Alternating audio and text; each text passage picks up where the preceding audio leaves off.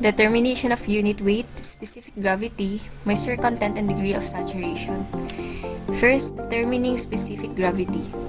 In determining specific gravity, we need the following materials, such as the graduated cylinder, sieve number 10 with a pan, funnel, thermometer, volumetric flask, water, aluminum can, the soil sample, mortar and pestle, and weighing scale. First, fill the volumetric flask with water until it reaches the edge mark.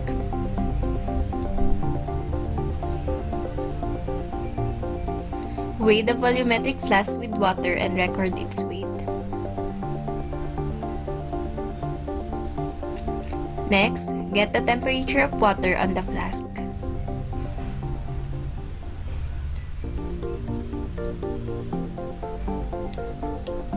Then sieve the soil using sieve number 10.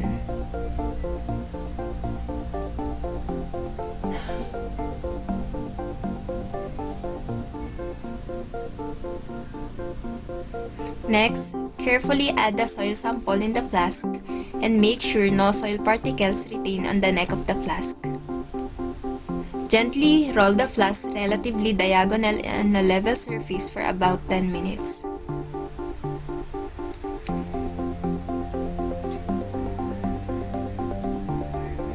Lastly, weigh the flask with water and soil in it.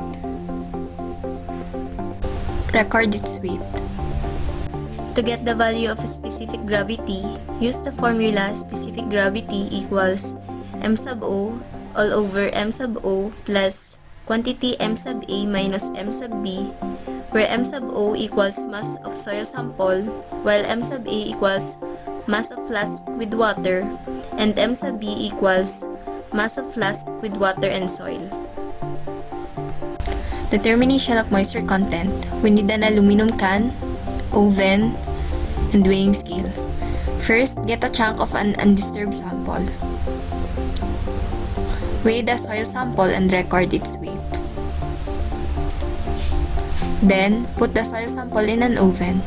Look over the mass of the soil from time to time. When the mass from the previous and current reading does not vary, the soil is completely dried.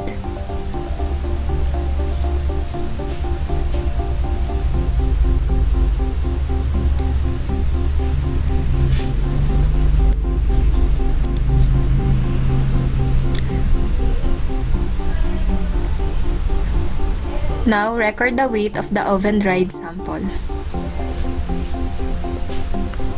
To get the value of moisture content, use the formula moisture content equals m sub w minus m sub s all over m sub s, where m sub w equals mass of wet soil, while m sub s equals mass of dry soil.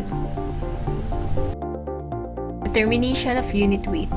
In determining the unit weight, we need the following materials: water, beaker, cling wrap, undisturbed soil sample, and the weighing scale. First, prepare the undisturbed soil sample and cut it carefully into a cube.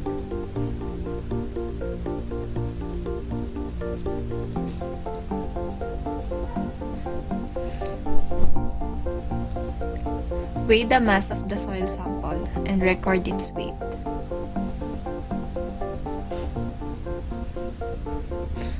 Then carefully wrap the soil sample using a cling wrap.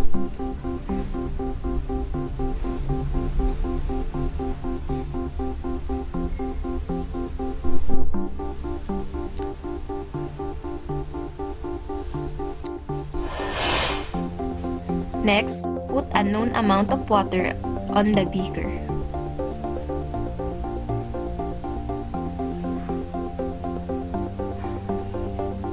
After, submerge the undisturbed soil sample on the water.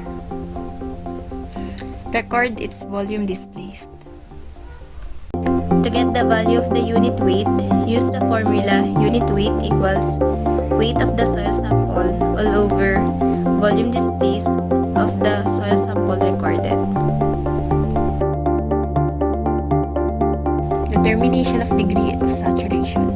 In determining degree of saturation, the results of the previous laboratory experiments are being used, such as the moisture content, specific gravity, and unit weight, by using the formula moist unit weight equals specific gravity times unit weight of water times the quantity moisture content plus 1 over 1 plus void ratio to get the value of the void ratio, followed by the formula degree of saturation times void ratio equals moisture content times specific gravity to get the value of degree of saturation.